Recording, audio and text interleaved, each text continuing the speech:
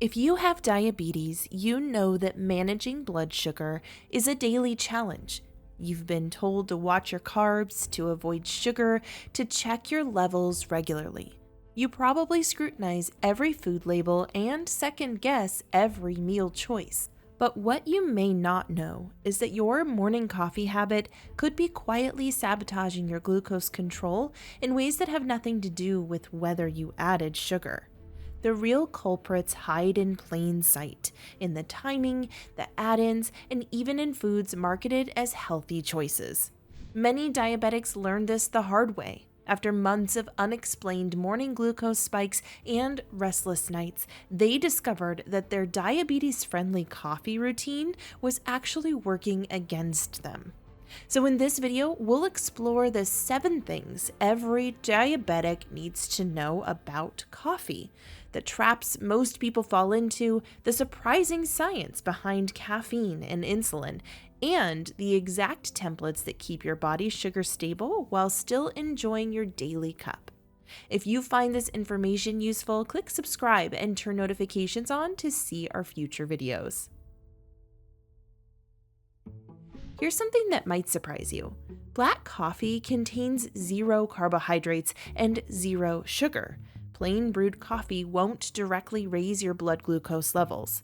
Research published in the American Diabetes Association journals showed that coffee itself has no immediate impact on blood sugar when consumed without additives.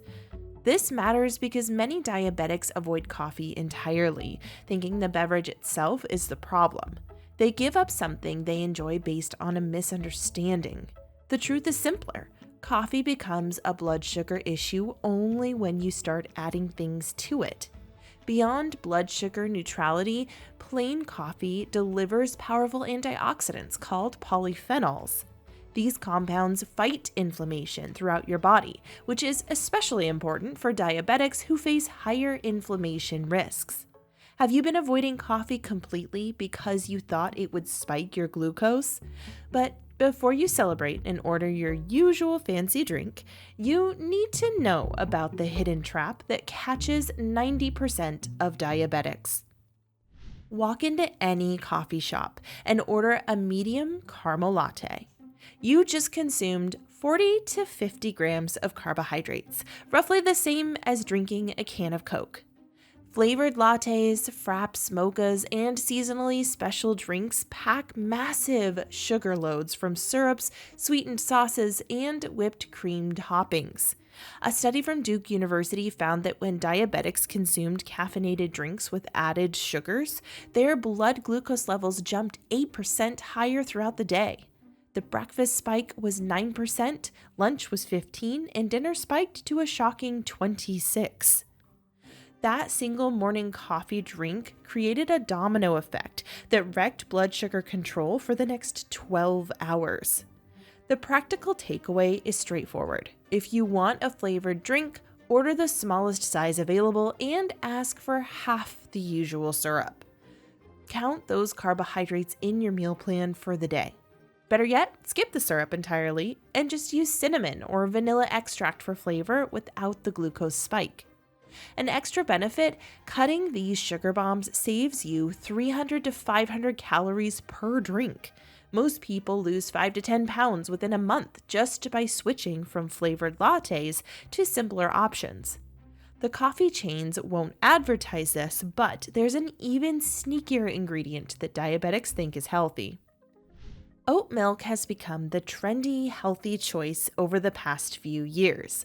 Coffee shops push it as a plant-based, environmentally friendly option.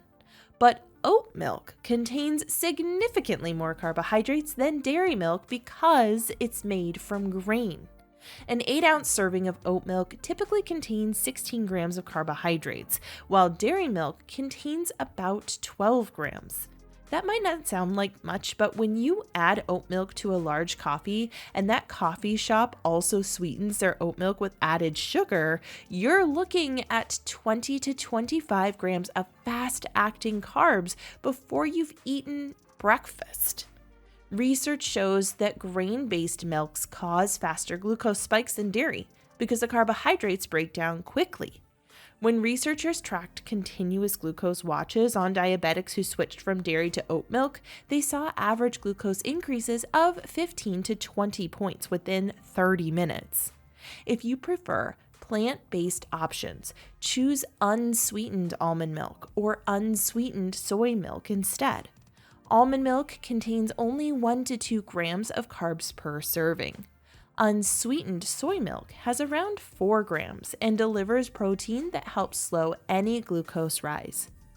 What about the creamers and sweeteners you add at home? That's where most diabetics make their biggest mistakes. Pick up a bottle of flavored coffee creamer and read the ingredient list. The first 3 ingredients are usually water, sugar, and vegetable oil. Popular brands like Coffee Mate and International Delight pack 5 to 7 grams of sugar per tablespoon, and most people pour 2 to 3 tablespoons into each cup. One study published in Diabetes Care examined the impact of sweetened creamers on insulin response. Participants who used flavored creamers showed insulin spikes similar to eating a glazed donut. The combination of sugar and refined oils triggered inflammation markers and reduced insulin sensitivity by nearly 40% within 90 minutes. Your better options are simple. Use small amount of real half and half or whole milk. Yes, whole milk and cream contain some carbs, but a tablespoon of half and half is less than 1 gram. You get richness and flavor without the glucose chaos. If you want 0 carbs, use unsweetened almond or coconut milk creamer. Check the label carefully. Many plant-based creamers still contain added sugar and list it under names like cane juice or brown rice syrup. The side benefit here goes beyond blood sugar. Ditching processed creamers means avoiding inflammatory vegetable oils like soybean and canola oil. These oils worsen insulin resistance over time and increase your risk of heart disease. Now, let's talk about sweeteners, because this is where the advice gets confusing. Many people switch to artificial sweeteners or sugar-free syrups and assume that the problem is solved. The label says 0 sugar and 0 calories, so it seems safer for diabetics. The reality is more complicated. Artificial sweeteners like sucralose and aspartame do not directly raise blood sugar. Studies confirm that, but research from the National Institutes of Health shows that some of these sweeteners can change gut bacteria in ways that may worsen insulin resistance when used regularly. Stevia and monk fruit appear to be better options. They're plant-based, do not seem to disrupt gut bacteria, and small amounts will not affect your blood sugar or A1C. The real issue is how much you use. Even with calorie sweeteners, loading up on several packets trains your taste buds to expect intense sweetness. This makes less sweet foods harder to enjoy and can lead to more cravings later. A simple fix is to reduce your sweetener gradually. Use half your usual amount for a week, then cut it again. Most people find that within 2 weeks, their taste adjusts and they do not need nearly as much sweetness. The bonus is that lowering your sweetness threshold makes whole foods taste better, and you naturally crave fewer sugary foods. Now the question is timing. When should you drink your coffee for the best blood sugar control? The answer may surprise you. Caffeine has half-life of 5 to 6 hours in your body. That means if you drink a cup of coffee at 3 p.m., half the caffeine is still circulating in your bloodstream at 9 p.m. Even if you fall asleep on time, the caffeine disrupts deep sleep and REM cycles. Here's why this matters for diabetics. Poor sleep destroys insulin sensitivity. Research from the CDC shows that even one night of bad sleep can raise fasting glucose by 20 to 30 points the next morning. When you drink coffee late in the day, you create a vicious cycle. Poor sleep raises morning glucose, which makes you tired, so you drink more coffee, which disrupts sleep again. The practical rule: keep your last cup of coffee before 2 p.m. if you're sensitive to caffeine. If you notice morning glucose spikes or poor sleep quality, try cutting caffeine off even earlier, around noon or 1. Your body also produces a natural cortisol spike about 30 to 60 minutes after you wake up. Caffeine triggers extra cortisol and adrenaline release. When you drink coffee right as you wake up, you stack these stress hormones together. Both cortisol and adrenaline tell your liver to release stored glucose, which is why some diabetics see unexplained morning spikes even from black coffee. Try waiting 60 to 90 minutes after waking up before your first cup. Let your natural cortisol peak pass and then add caffeine. Many diabetics report smoother morning glucose curves with this simple timing shift. The bonus here is better energy throughout the day. You avoid the morning crash that happens when cortisol and caffeine both drop at the same time. So, what should you actually drink? Here are the exact templates that work. After testing dozens of combinations, these 3 templates consistently produce the flattest glucose curves for diabetics. Template 1. Plain brewed coffee with 1 tablespoon of half and half and sprinkle of cinnamon. No sweetener. The half and half adds less than 1 gram of carbs. Cinnamon contains compounds that may improve insulin sensitivity. One study showed a 24% improvement in insulin response after 4 weeks of daily cinnamon consumption. Template 2. Coffee with unsweetened almond milk and a small amount of stevia or monk fruit sweetener, paired with a high-protein breakfast. The protein is key here.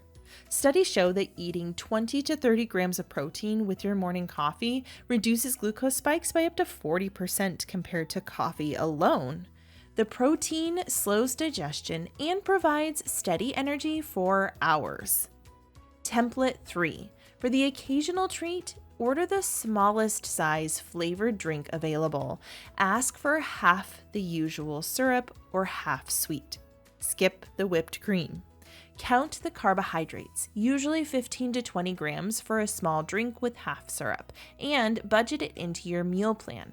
Pair it with protein and fiber to blunt the spike. One diabetic who switched to template 2 reported dropping his average glucose from 160 to 130 within 2 weeks. His A1C fell from 7.8 to 6.9 over 3 months. The only change he made was fixing his coffee routine and adding protein at breakfast. The side benefit of these templates is simplicity. You're not hunting down specialty ingredients or spending $7 on coffee shop drinks. You can make these at home in 2 minutes.